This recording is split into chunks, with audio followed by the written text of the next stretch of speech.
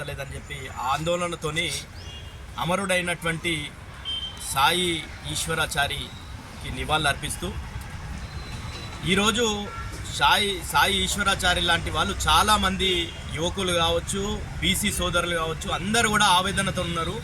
ఈ ఆవేదనలకు కారణం ఆ రోజు కామారెడ్డిలో 42% బీసీలకు రిజర్వేషన్ ఇస్తాం చట్టబద్ధంగా అని చెప్పినటువంటి కాంగ్రెస్ పార్టీ, అదేవిధంగా అసెంబ్లీలో తీర్మానం తెచ్చినప్పుడు మద్దతు ఇచ్చినటువంటి బీజేపీ పార్టీ.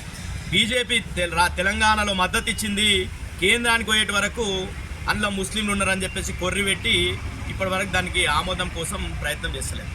ఈ రెండు పార్టీలు కూడా గతంలో చూసుకుంటుంటే కాంగ్రెస్ పార్టీ బీసీలకు ఎవరు అడిగినరా 42% రిజర్వేషన్లు అమలు చేస్తామని కాంగ్రెస్ పార్టీ రేవంత్ రెడ్డి గారు, అదేవిధంగా రాహుల్ గాంధీ గారు ఏ విధంగా హామీ ఇచ్చారు? మీరు 42% అని మిమ్మల్ని ఎవరు అడిగినరు? ఏ బీసీలు అడిగినరు? 50% పైబడి ఉన్నటువంటి బీసీలంతా కూడా ఎంత జనాభా ఉంటే అంత రిజర్వేషన్ అని చెప్పినాం. కానీ మీరు 42% రిజర్వేషన్ ఇస్తామని చెప్పి మీరు డిక్లరేషన్ చేసిర్రు, దానికి సంబంధించి మీరు చట్టం తెచ్చిండ్రు, కానీ అమలు చేయకుండా మీ వాళ్ళే పోయి కోట్లలో కేసు చేసిండ్రు. ఈరోజు అమలు కాకుండా పార్టీ పరంగా రిజర్వేషన్లు ఇస్తామని సర్పంచ్ ఎన్నికలకు పోయిర్రు. తెలియదా మీకు పార్టీలు ఉన్నాయి సర్పంచ్ ఎన్నికల్లో అని? ఈరోజు విద్యా ఉద్యోగాలకు సంబంధించిన బిల్లులు ఎక్కడ పోయినాయి? ఆ రిజర్వేషన్లు ఎక్కడ పోయినాయి? ఈరోజు ఆ విషయంలో ఉల్కు లేదు, పలుకు లేదు. ఈరోజు రేవంత్ రెడ్డి గారు మొత్తం కూడా తెలంగాణ అంతా తిరుగుతూ ఈ బీసీల ముచ్చట మొత్తం మర్చిపోయిండు. మొత్తం ప్రజాపాలన అంట 2 సంవత్సరాలు నేను ఉరగబెట్టినా అని చెప్తున్నాడు. ఈరోజు మా సోదరుడు చనిపోతే కనీసం నివాళులు అర్పించలేదు కాంగ్రెస్ పార్టీ, నీ కాంగ్రెస్ ప్రభుత్వం ఇప్పటి వరకు స్పందించలేదు.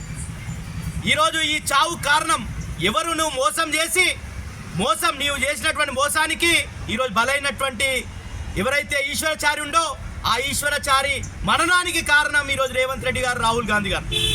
నిజంగానే ప్రభుత్వం ఉంటే, నిజంగానే ఈరోజు చట్టాలు ఈరోజు తెలంగాణ నడుస్తుంటే వీళ్ళిద్దరి మీద కూడా ఎఫ్ఐఆర్ నమోదు చేయాలి ఈ చావుకు సంబంధించి అని చెప్పేసి డిమాండ్ చేస్తున్నాం. 100%గా వీళ్ళు ఈ ఆత్మహత్యకు ప్రేరేపణ కల్పించింది రేవంత్ రెడ్డి గారు, రాహుల్ గాంధీ గారు. 42% రిజర్వేషన్లు అమలు అవుతున్నాయని బీహార్లో పోయి చెప్తాడు రాహుల్ గాంధీ. ఇక్కడ తెలంగాణలో అమలు అవుతలేవు. మొత్తం కూడా గతంలో ఉన్నటువంటి 23 కూడా అమలు కాకుండా 17% పడిపోయింది బీసీల రిజర్వేషన్లు రాష్ట్రంలో.